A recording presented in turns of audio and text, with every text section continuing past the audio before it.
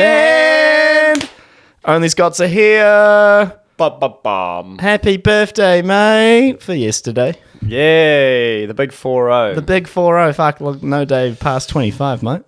Yeah, I'm doing all right. Nah, a few days. Oh, a few days past there, mate. A few days past there. Nah, cheers for that. It was good. And you took me out for my birthday, which made it even better. Oh, of course, mate. I think I had one other happy birthday, which was kind of a bit sad, but that was all right. But no, it was a good day off. It was a nice sunny day. We went out to a great event, and even though I turned 40, what is it? I don't feel that different. I don't feel any different from. I don't feel too much different from turning 30. So a couple little tweaks here and there, but yeah. What's your secret? Well, stay active. Stay active. And what do you do for fitness, if people don't know? Well, surfing was a huge part of my life, so that's obviously a lot of saltwater time and just staying active there. I think that was always a massive thing of staying youthful and staying busy is the other one. Just as the second you sit around and start doing nothing, then that's all she wrote. And the gym 4 or 5 times a week. Yeah. Skincare routine. Want to share it? No sunscreen for 30 years. Oh. Smoked a lot of cigarettes, drank a lot of Red Bull, and ate a lot of McDonald's. Wow, your skin's way better than you'd think then. I got away. And you got away with murder. And I had terrible, terrible acne. Like the worst. Like I had holes in my face and I didn't scar any. I don't know, man. I just kind of got away with things on that one. But I'd just say... Didn't drink too much either, right? Didn't. That's the key. That's one of the big ones. I did a bit of drinking in my teens for a year or two there, but not, you're learning how to drink. So it's kind of a bit of a mess. But then as an adult, drinking, like proper drinking, it's like 1 year. So from like 20 to 40, there is 1 year where I went out like party drinking. So yeah, there's like literally 19 years of being sober, basically. Yeah, the drinking thing definitely ages. Yeah, like I mean, I drank a shitload. Sometimes I still drink every now and again, but yeah, those late teenage years, early 20s, fuck, I was drinking a lot. But now, like, not just the hangovers that get me, but I just start feeling like ill. Like when I started, like, for me, my body just been like, you need to like stop, because I just start feeling even like now feel sick. Well, it's technically poison, isn't it? That is poison. I mean, alcohol is poison, right? I mean, we use it to clean our hands for hand sanitizer. Hand sanitizer and stuff. And cleaning a lot of things. So. I'd just say, fuck, that's probably contributed to a huge part of my life, staying lean, fit, and active. And it's not by, I mean, to be honest, my poison of choice out of all the poisons I love is cigarettes. Yeah. I haven't smoked for 5 years. I don't think I'll ever smoke again. But if I had to say, what's my one thing that's a drug over my adult years, it's cigarettes. The durries. And if I kept smoking, I would have looked quite a bit older and felt. I definitely would have felt worse, because that's what was the most amount you smoked in a day, like cigarette, like a whole pack? Oh, easy, right. Easy peasy, bro. I was just had to have a durry going all the time. I remember, because when we met each other, you were smoking. What made you quit? Just feel like shit. Yeah. But it just, you just feel like shit, and price. Yeah. It's a luxury to smoke now. Oh, it's like what, $40 a pack? Oh, fuck, more than that, man. Probably more than that. Heaps more. But yeah, it was just, basically I just started feeling like shit, and yeah, that was the reason I stopped. But other than that, man, turning 40, I'm excited for being 40, to be honest. I think 40s, and putting the good vibes out there, I think 40s are going to be the best years of my life. Yeah, man. Had a lot of fun in my 30s. Definitely had a lot more fun in my 30s than I did in my 20s. 30 was cool. We met when I was about 31. So, yeah, 30s was definitely rad, creative, busy, and I felt early 30s, to any other younger males listening, is when I find your peak. That's your like fit. Yeah, as I was saying before, fitness. If you've been keeping relatively fit though in your 20s, if you're relatively active in sports and all that, you'll find at 30 and 31, man, you are a freaking weapon. Like, you can set a goal and go and achieve it, or if you work physically in a job, like you'll be peaking and your brain's peaking, and it's just everything's on point. And I find in the later 30s, that's when it kind of like, oh, there goes the old, oh, my knees aren't the same and my back isn't the same. So that's the only real change I could say. And then other things is just little stuff like diet. You got to probably change up a few things in your diet, because you'll be like, oh, I was getting a bit tired in the set. Well, don't eat so many pies. Yeah. So, you know, reduce the Macca's trips a little bit. Yeah, stuff like that. But other than that, nah, fucking stoked to be 40. Don't feel it, don't look it, and yeah, fucking good shit. Cheers to the next fucking 10. Yeah. Speaking of keeping fit and somehow being weirdly just as active as any young person, we went and saw Henry Rollins last night. We did. And what the fuck? Oh my God. That guy is on, I swear he's on crack, but he's just crazy. Very interesting. So for those who don't know, Henry Rollins was the frontman of Black Flag back in the 80s. He had the Rollins Band, and he's done heaps of media across like random films, voice acting, stand-up. He's done stand-up comedy, stand-up talks, and he's done a lot of like traveling. I think he's had his own show. He's had the Rollins show. And he's also as far as we know, the only guy to cameo with Maynard on a Tool album. Yeah. He's the only one to ever be featured on a Tool album as well. Yeah. He's featured on a lot of music, I think, but I just don't know it all off the top of my head right now. But crazy. Yeah, it's funny because you kind of knew what we were going to. Yeah. And I was, as soon as you said, "Oh, look, I'll buy you a ticket to Henry Rollins' birthday," and I was like, "Fuck yeah, I'm keen on this." And then, but I didn't really know what to expect. How nuts he is. And I was like, look, you know what I'd have to say about it is, I thought I had bars in rapping, and then you hear really good rappers. Oh yeah, they got bars. Henry Rollins takes a breath and does a bar that goes for 2.5 hours, and it's like the fastest Eminem rap you've ever heard, and he does not sip 1 ounce of water and almost doesn't even take a breath. He just goes, start, 2.5 hours, and it's just like, everyone was exhausted. I felt like everyone's just like... You ran a marathon. Just pushed all this information into our heads at high pace, and he's 62 years old, and actually looked really fit. I mean, he had a bit of a limp with his knees. He's buff, though. But yeah, he's and buff. I was like going, shit, he's actually quite flat. Tummy, 60. Yeah. I was like, he's 62. I was like, this guy's fit, man. But to do what he did as well, you couldn't be a slouch and do that.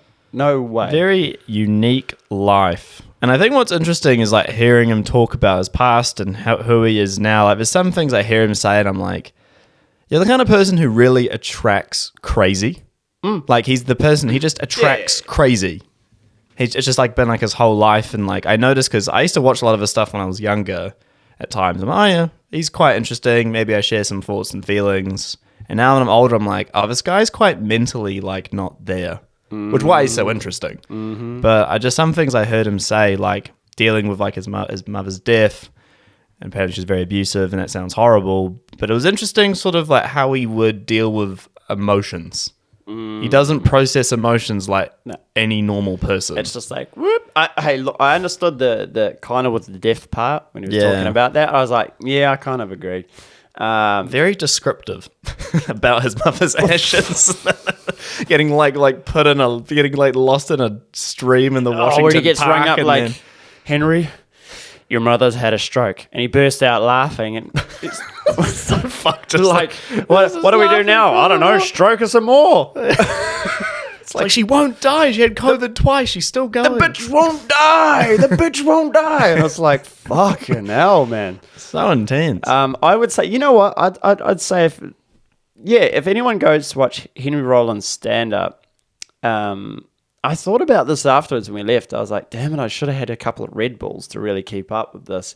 But then I was like, I would have peaked and fell asleep because it was fucking intense. I'd be like, drink a lot of water. Well, piss before you go, but drink a lot of water, maybe a Powerade to get a bit of sugar in there as well, and just get ready because this dude will just start and fucking go. He unloads. If you think about it, we've heard, there's a lot of good, like, let's say, like music.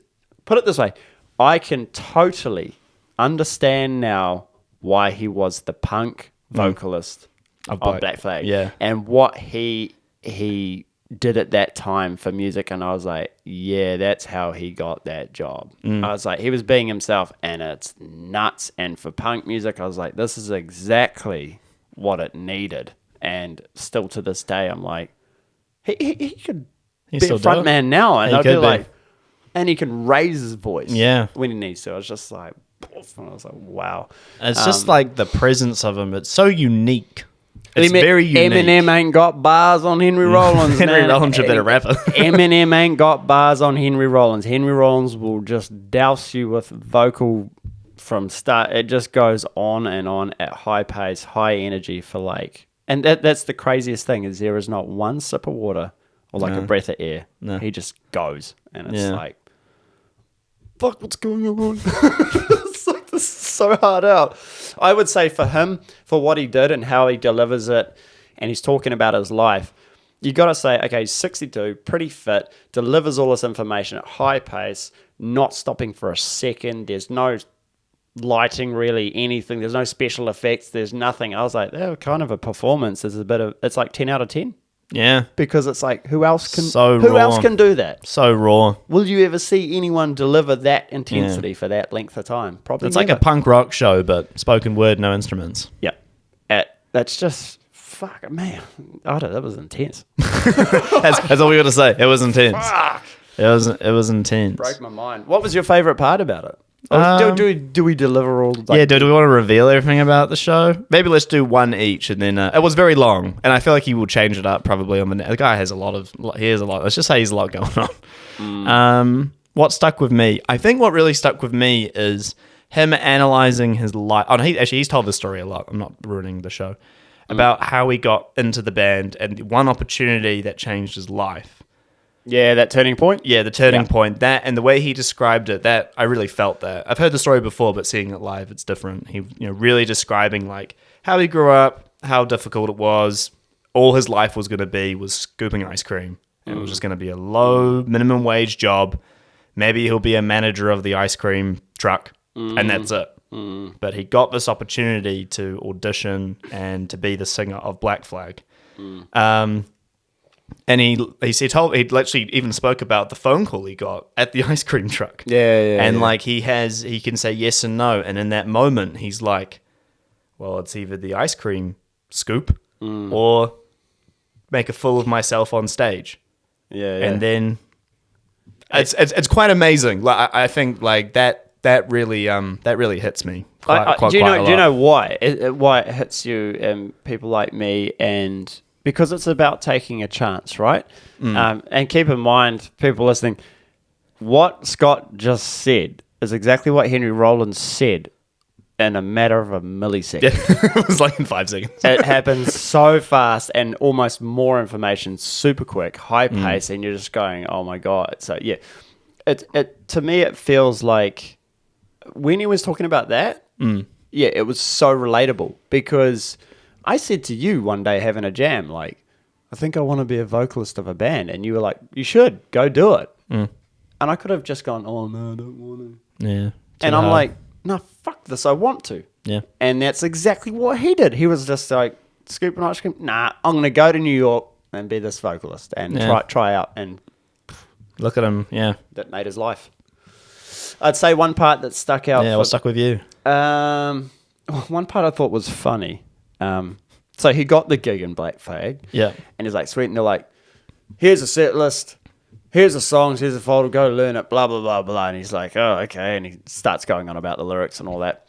And then he gets to this destination. He beats the band to the destination. He turns up. He's all happy. And he's like, free drinks. Oh, yeah, must be a rock star now. Woo.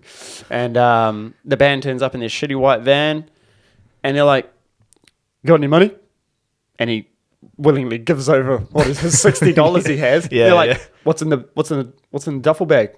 Oh, my clothes, and it's all been folded and nice by his mum or whoever. Yeah, and he's they just basically steal his clothes. And he said in the early photos, he's like, those were not willingly given. Yeah. He's like, they were fucking stolen off me, sort of like. And they were wearing his work uniform. That's what I mean. So if there's any old pictures that you can find, it's of Black Flag. They basically ripped open his duffel bag and took all his clothes. and that was like, welcome to the brutal life of touring in a punk rock band and playing in front of 30 people where the police are waiting for you to play to break down your show. Yeah. It's really interesting to think about, how far music has come even from then to now, and how we think about things that are also like, let's say, outrage culture, you know. Because like you go back to the 80s and that, especially in America, it's still very conservative. Oh, it was crazy. It was very Christian. Still, I mean, obviously I wasn't there, but from what I understand, it's very conservative. It's pretty rad hearing him speak about it. Times are much rougher, that's for sure. Yeah. I don't know. I just suggest to anyone to go and go. Yeah, if you see Henry Rollins, go and check it out. And I thought it was funny how he's like, because I'll be dead by November, so this doesn't really matter. He's just like got it all planned out. Yeah, I'll be dead. It's like fuck, but there was just no intro. No. All go, no outro, hopped off, and literally like.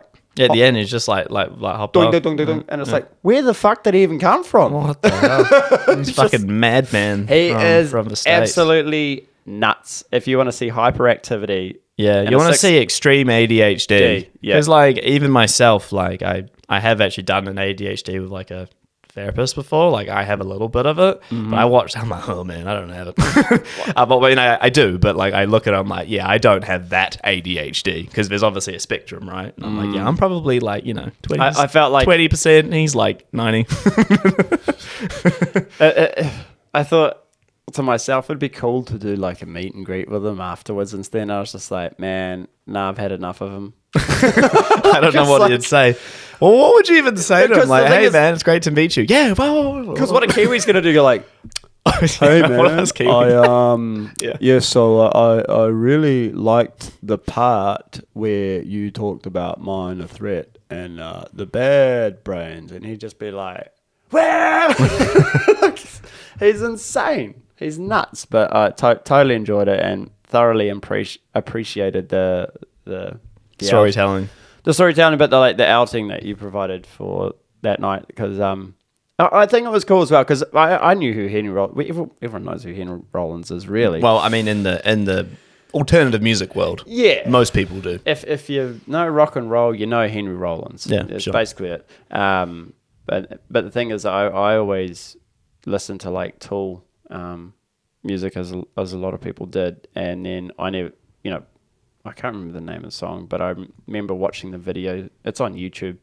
You can look it up. Henry Rollins tracking his lyrics with Tool, and he's going for it, man. I was like, damn, this is cool. And I always thought it was Maynard that did that part, and I was like, no, it's Henry. And I was like, fuck, that's rad. Yeah. The two are just belting at it, and I was like, this is cool. So really appreciated that. It was awesome.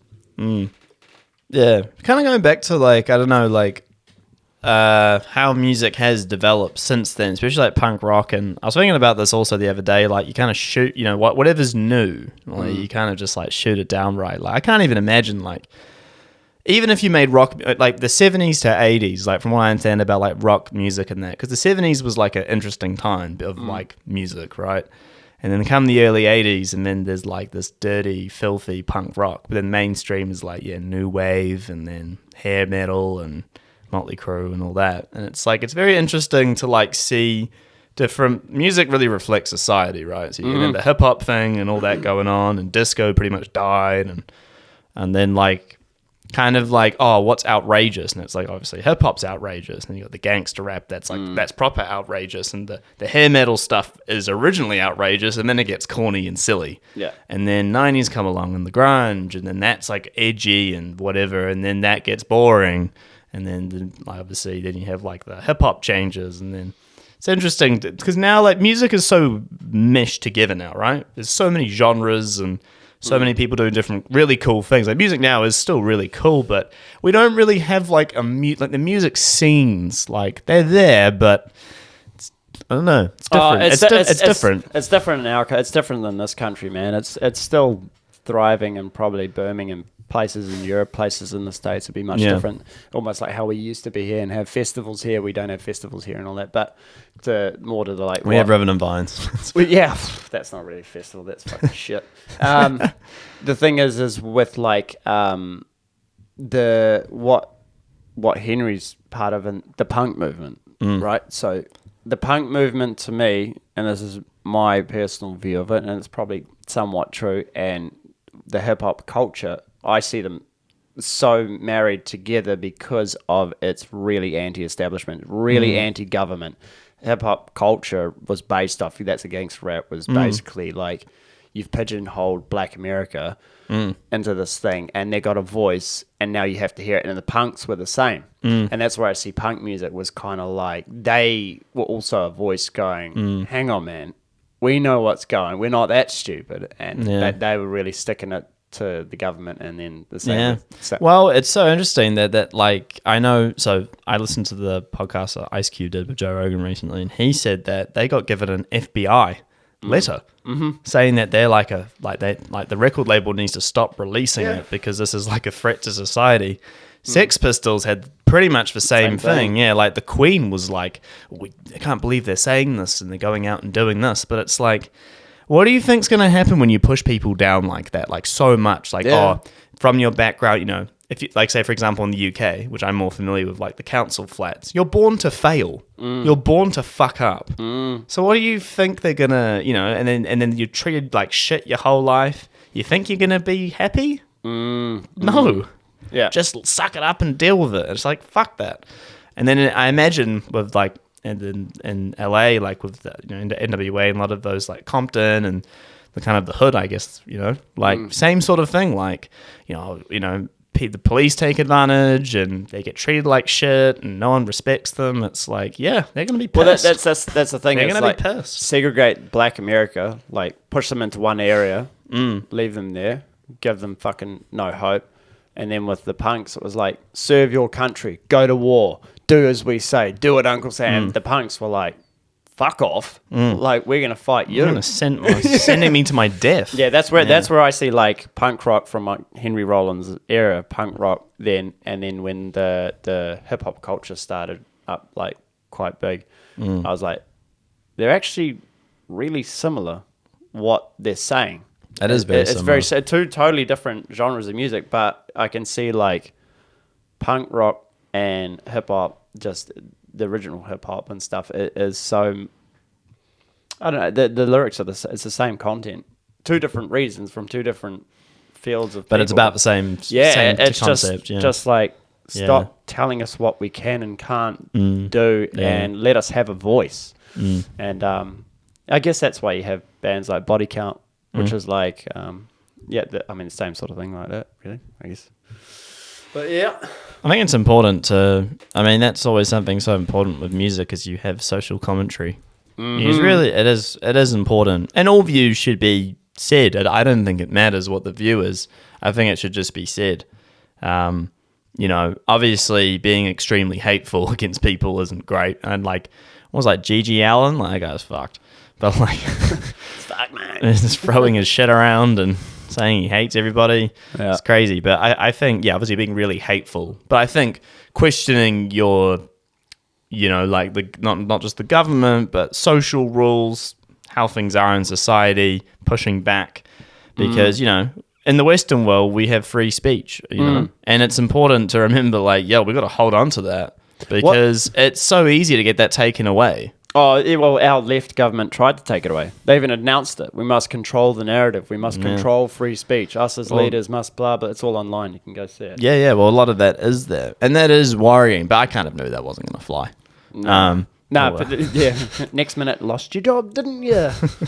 I knew that wasn't going to fly. But I think, I guess after I've kind of done a bit of traveling and also learned a lot more about kind of the Eastern world and dictatorships, communism, or military-run countries, and you're like, I think we want to hold on to the old free speech, because suddenly you say something that someone doesn't like, and you get shot, or you get fucking, disappear. That's where punk music and hip hop, like proper hip hop, proper punk music, and it gets people together. I mean, I think I was thinking about this the other day, like, you know, having religion taken away from society definitely has its good parts, like on a mainstream level, but religion also brings people together in a community. And I think communities now, you know, we're so individual with, like, it's not like a bad thing, but I think the idea of like knowing your neighbours and knowing your outer community. It's not, I mean, I imagine like in smaller towns and rural regions that still is there, but like in Auckland and kind of, I guess, in some bigger cities, I think you're definitely in bigger cities, that doesn't really exist, which I think is, humans, we're naturally kind of, we're communal, we want to be in communities. And I think like, my point is that like, yeah, as cheesy as it sounds, but better together, I think. And it's good to know, like, rather than just being so individual, and then I think, you're so sucked into like your devices, right? Which we're all so virtual now, and COVID has pushed us to another level of being sucked into our own world, where I think it gets a bit dangerous, because then it's like, well, who are you listening to? Because you're going to be on your device all the time. Maybe you're scrolling through your phone, you're looking at whatever media you're looking at. It's like you're not always going to be around other people, and there's a lot more remote working now, a lot more other things, and it's like you're disconnected. Oh, yeah. And that's not really healthy. We need to bring some more punk rock back and bring people together and say, all right, imagine that, if you had a punk gig and it's like, leave your phones at the door. That'd be like, imagine that. Well, some people do that. What are we going to do? Mosh. I went to the Dave Chappelle show and he did that. Like they came around with like packs to put your phone in. Who else did it? Prince. Prince wouldn't allow phones. And I was like, what a legend. Yeah, it makes sense too. Enjoy the moment, Fucking brings people together. Well, that's the thing. You want everyone to share the moment and be together and in the moment, I suppose. Well, at Henry Rollins, you didn't have a second to look at your phone or even unlock it, because you were just like, so intense. Like just getting jabbed with information every every millisecond of just, I think if people want to film, I think if I ever played, not that I've ever been on a stage where everyone's got their phone out, like, but if say if it got to like a reason, if it ever did, not that it would, but if it did get, I played a festival and like everyone had their phone out, I'd be like, I'd pull my cock out. Yeah. But I think because for me, like when I'm at a concert, I'm like, I would like to get like a photo, phone away. Yeah, like I just want like a little moment. So I'm like, I went to the concert. That was cool. But that's kind of all I want. I don't want to be there with like, let me get 20 minutes. I can't understand that. But I do like getting a photo. So I understand that side. I'm like, I would like to have a little bit, just a smidge of the concert, or But then, I don't want to 40-minute concert and then I'm just filming it for 20 minutes. Like, what the fuck? Why don't you just watch it on YouTube at that point? What's the point? I can't do that at gigs. But I noticed that last night that there was no one had their phones out. Which I saw one person get his phone out and take a photo. Yeah. But there was. Do you know what I mean? Because you don't feel like you do it. You don't feel like you have time. you're just there like. Oh. It's just fucking leery as. So, but that's in a way.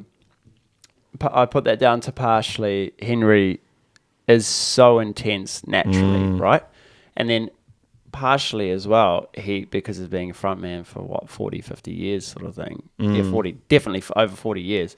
Yeah. You think maybe he's got it dialed, like he's got it all figured out I know how to keep people's attention span on me so you don't even touch your phone. I think he's kind of like a little bit of a genius and an absolute insanity at the same time. So it's like he's got your attention just based off him being him, but it's also working into his favor because you don't have time to pick out your phone and go, I might look at that, because he'll just start yelling at. Yeah. It's just like, you haven't got time. Fuck. Like, so it's quite good. I did notice that for a little second last night. I had a quick look around the crowd and I was like, fuck, no one's got their phones out. I was like, cool. It's also an older crowd. It was. But at the same time, it's a little bit of an older crowd. Like, yeah. Yeah, but still. Yeah. Everyone is device. Yeah, I mean, everyone's device. But I'd say people under the age of 20, like, even like, my age or younger. Yeah, for sure. That's the one thing I did notice when we walked in. I was like, there's a lot of old motherfuckers here. And it's just like, oh, yeah, I'm kind of falling into that bracket. But at the same time, I was like, oh, yeah, he is older now. And he's not a young man. He's not a young man. I mean, even when I first heard of him, he would have been... The first time I ever heard Henry Rollins was... What's that? It's a Rollins Band song, and it was on the Tony Hawk soundtrack when I played Tony Hawk. I can't remember what the song was called. That's the first time I ever heard of Henry Rollins. And then I think after that, I saw him in the movie Jack Frost, if anyone remembers that banger. And he's like the hockey. And I remember like, I didn't really think of it. And then I learned about him a bit later about Black Flag and all that. But my initial was like, oh yeah, he's just like, he's like, I don't know, does like some some rock music and whatever. But then it's funny, like that reminds me of like when I looked Chris Rock. Because the first time I ever saw Chris Rock or something, I think he was like voice acting in like kids' movies. Yeah. The guy's around, my age, and then I heard his comedy, and I'm like, whoa. Yeah. I was like, wow, he's really explicit and really vulgar, I guess you could say. Well, but it's funny. Dave Chappelle's son. Yeah, but Dave Chappelle never did anything. Did he ever do anything PG? I don't think Dave Chappelle ever did anything PG. Maybe not too PG. Because Chris Rock because he did like Madagascar movies and stuff. You know what I mean? So I don't know. It's different. I'll have to look into that to see what it is. It's interesting. One thing I'll say about Rollins though, he looks like a classic army general though, doesn't he? He does. Fucking also, hell. his tattoos are like definitely of the time. Yeah, they're punk tattoos, which I call stamps. So a bit of this and that and there and that. And nothing really works together, but that's kind of what it was. I like that, put it on me. Yeah, man. Fucking, that was it. I was like, oh, yeah. But he energy, man. I was like, well, I hope I have that in. If I would like to get to that age, if I get to that age, I'd like to have that sort of energy. Yeah. Fucking hell. Crazy old man. Fucking bro. But you want to still be, I know what you mean. You'll be active. It would neck level energy, man, to have that, eh? Yeah. Far out. He makes a lot of 60-year-olds look lazy, boring and lazy. Oh, definitely boring. Yeah, definitely boring, bro. How many times did he say he went to Europe when he was before like 1997? He'd been like 30 something times or something, and I was just like, well, I remember I watched a video of him talking about when Black Flag opened for Iron Maiden. Fuck, what a gig that would have been. I know. He's talking about all these bands. Yeah. There's a story online. He talks about it. And he said, like, no one wants to fucking see us. And I'm like, probably not. Because everyone wants to see Maiden. No, if you're an opening band for Iron Maiden, I feel sorry for you. There was one other thing he said. I did really relate to this. He said when he got that opportunity to audition. No, it was when he sung a song with Black Flag. That's how he basically got his audition. Eh? He was helping them load their gear in, and they said, what song do you want us to play? And he kind of said the song. They said, oh, here's the mic, you sing it. And he was like, what? And so he had to do the song. And he said, oh, I knew the lyrics and I was really into it and all that. And he said he just forced every bit of energy and bit of blood and visceral just angst that he had out on this mic. And he said he felt like he had this wave where he nearly passed out.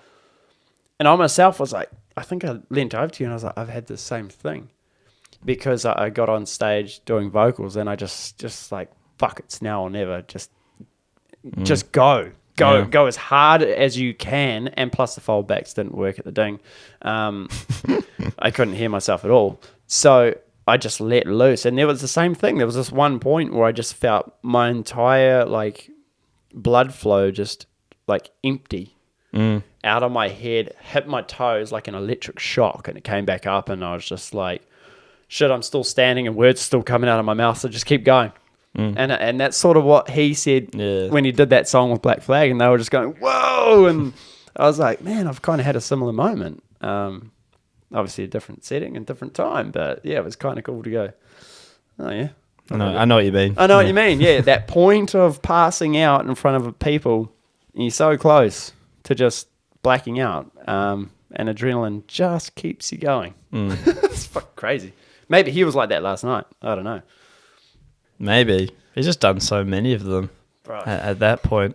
I mean, how many? I mean, he's been touring for 40 years. You know, he's all about it. It's imagine if he had stayed at the ice cream stand. Yeah. Nah, I think he did talk about that as well.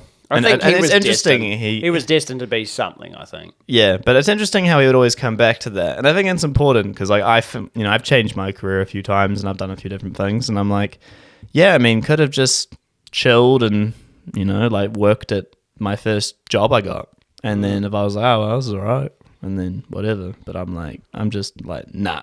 I'm underrated. That's one thing that Henry Rollins definitely realized. He was like, nah. and the way he said it, am I going to be doing 2 scoops and have us all back and and he's just like, no, and he demanded the day off work, and I'm going to audition for this band, and I need the day off, and what did his boss say? I was like, oh, okay. I'll give you $4 an hour instead of $3.50. And he was just like, oh, and he left on a good note, and then basically went for his audition, and his boss said, oh yeah, well, when it turns out to be nothing, there'll be a job here when you get back, and turns out he did pretty well. So yeah, crazy night, crazy story from a crazy old man. He'll make you feel slow, put it that way. Yeah, well, it makes you realize that maybe you're lazy, you know? I just felt like, exhausted. I think, like I said, everyone walked out. I think everyone was just it was a smack to the face by one dude with a microphone and just a little bit of a light on him, and that was it. And was just like, just telling stories. Imagine if there was a band behind that whole thing. Well, we did. That was Rollins Band. I know, but that's what I mean. Like, it was intense just seeing him. Yeah, imagine seeing Rollins Band back in the day. Just how fucking angry it would have been. Fuck. Like, you go, like, you know, you get death metal shows, you go whatever. Imagine, like, that. Then you see his band, you're like, that's way more intense. When he was younger as well, active. Imagine seeing him in, like, Black Flag. Oh, my God. I think that's fucking mental. I think that's why Black Flag, from what he described, is when they had looked at him and sort of said, this is the guy. Yeah. And it was just like, they probably went, fuck. He's the vocalist. Yeah. But he thought it would take hours of deliberation of when he wanted to get the job of being the vocalist. And he goes, it was like 15 seconds later, they walk down, they're like, do you want the job?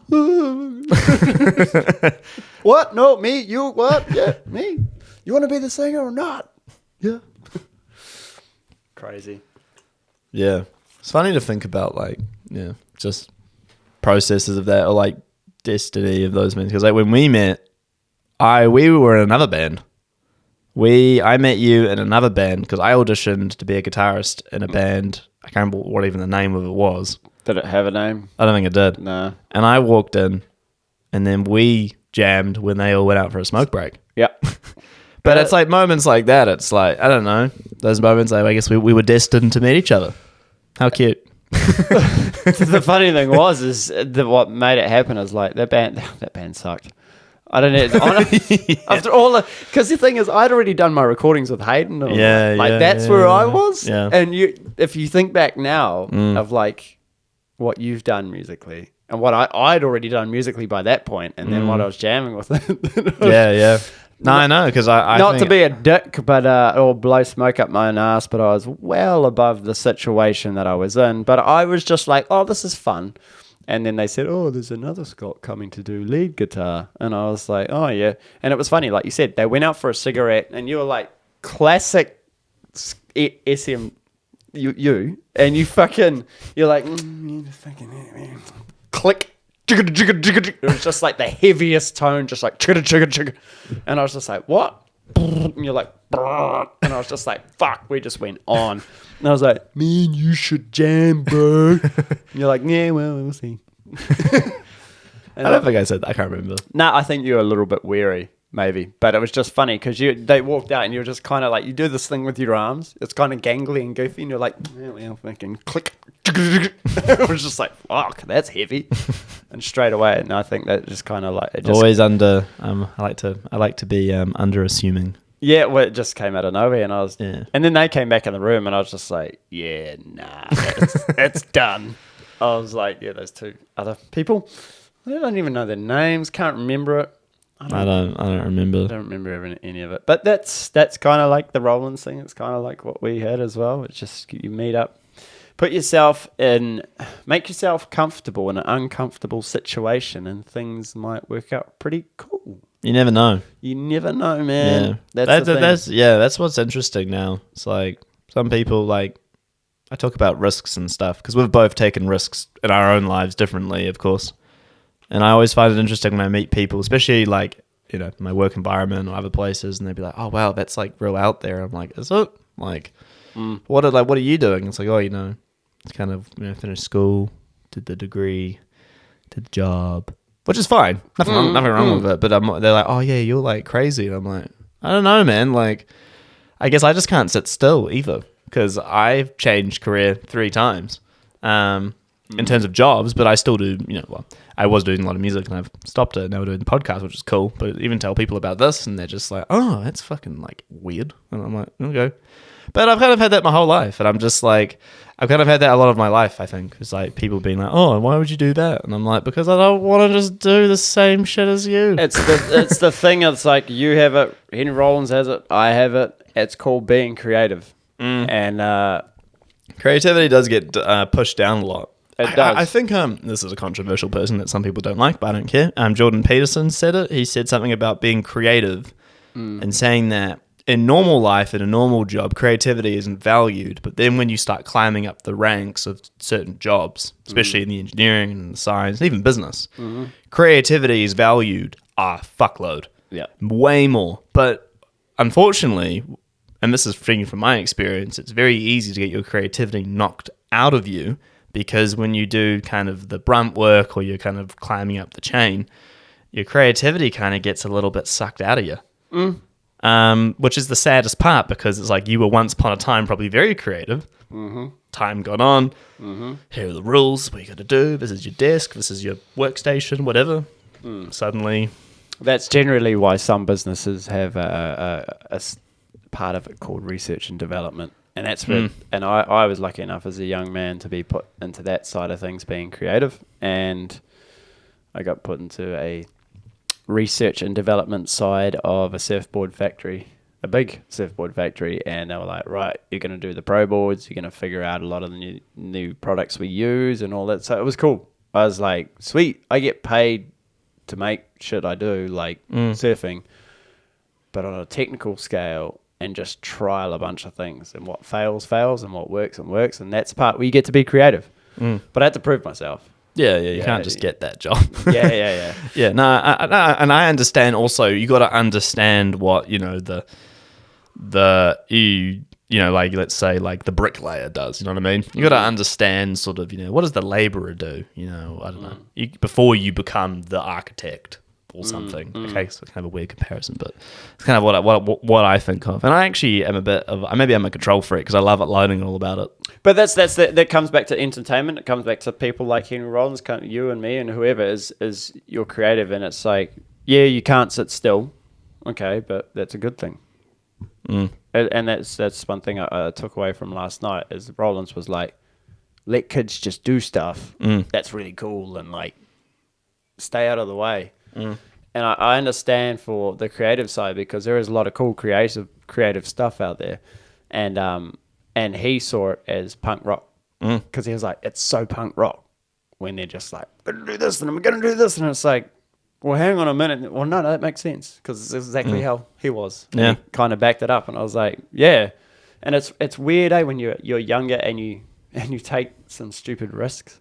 Not stupid, they're just like, is this going to work or isn't this going to work? I always have the understanding of just like, oh, well, I'll give it a go. If it fails, which is the same as Rollins, it fails, who cares? Oh, well. Yeah. It's the confidence, eh? Yeah. Just like, and you're comfortable in your own skin.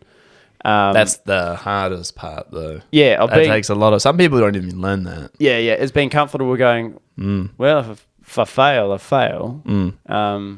Comes down to if you really need other people to validate it. I can succeed. Yeah. Yeah, and it's like, no, I can get through this. I can definitely do this because I'm good at this and I'm good at this. And this is what I like doing. And for me, I love entertainment. And I think me and you and a lot of other musicians and all that, born entertainers, man. It's just part of who you are. Yeah. Not shy to get on a stage. Nah. Just go for it. Nah, getting on stage, like the whole like stage fright thing, I never really had it. I get nervous sometimes. It'll be like talking to the crowd. I'll be like, oh yeah, well, how the fuck does this work? But then after a bit, I'm like, oh yeah, figure it out. But yeah, I never got like really, really nervous. Yeah, I never had that. As I like, oh, I'm terrified of getting on stage. I'm just like, I have to just do this. There was like no option. It was like, I just have to do it. Yeah, it's like, I'm going to do this. I'm going to do it. Like, if it's good or bad, I just need to do it. And that's kind of like what's interesting. It's like, and then you refine and get better. It's like anything, but yeah, if people expect to be good straight away, and it's just like, it's not. Unfortunately, nothing in life works like that. Nothing in life works like that. Nah, but all in all, It was a good birthday. It was actually a really good day. Just really chill, but good birthday. Good event last night at Sky City, Auckland, to watch Mr. Henry Rollins be himself, which is terrifying. It was scary. Absolutely terrifying. Like, man, I think I can be kind of intense. You're like, nah, I'm pretty normal.